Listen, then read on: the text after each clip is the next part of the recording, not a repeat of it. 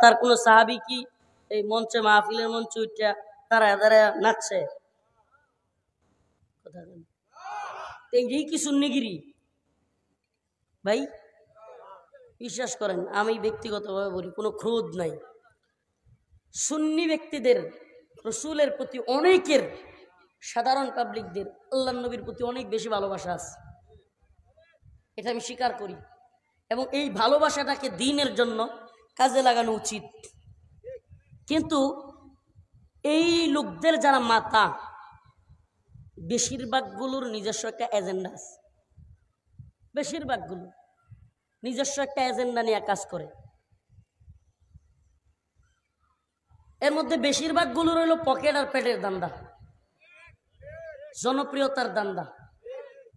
এই সমস্ত বিষয়গুলো থেকে আমরা যদি বেরিয়ে আসতে পারি, এই সুন্নি লোকদের রসুলের প্রতি যে ভালোবাসা, এটাকে যদি রসুলের পক্ষে, দ্বীনের পক্ষে কাজে লাগাইতে পারি, আমি মনে করি এই ভূখণ্ডেও ইসলামী বিপ্লব সম্ভব।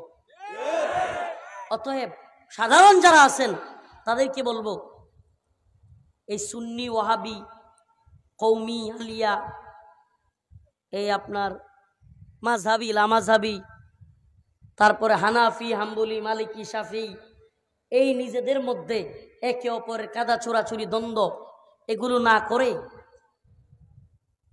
আমরা সকলেই যদি নিজেকে মুসলমান মনে করি, ভাই আপনি যেই আল্লাহকে আল্লাহ বলেন, আমিও তো সেই আল্লাহকে আল্লাহ বলি।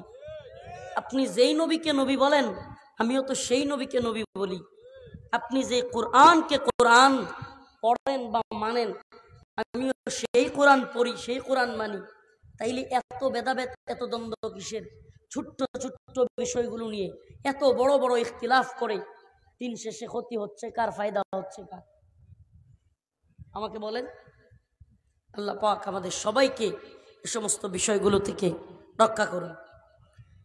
তো আল্লাহর নবীকে অনুসরণ করতে হবে। নবীকে অনুসরণ করলে আল্লাহ বলছেন ইউহিব্বুকুমুল্লাহ, আল্লাহ তাদেরকে ভালোবাসবেন। সুবহানাল্লাহ। ওয়া ইয়াগফির লাকুম যুনুবাকুম, আল্লাহ বলেছেন আল্লাহ পাক তাদের গুনাহগুলোকেও মাফ করে দেবেন। আল্লাহু গফুরুর রহিম, নিশ্চয় আল্লাহ অত্যন্ত ক্ষমাশীল এবং দয়াশীল। আল্লাহ পাক আমাদের সবাইকে এই সমস্ত ইখতিলাফ থেকে, এই সমস্ত কাদা চোরাচুরি থেকে হেফাজত করে ইসলামের জন্য, দ্বীনের জন্য কাজ করবার তৌফিক দান করুক, বলেন আমিন। ফিলিস্তিনি মুসলমানদের জন্য সবাই দোয়া করবেন।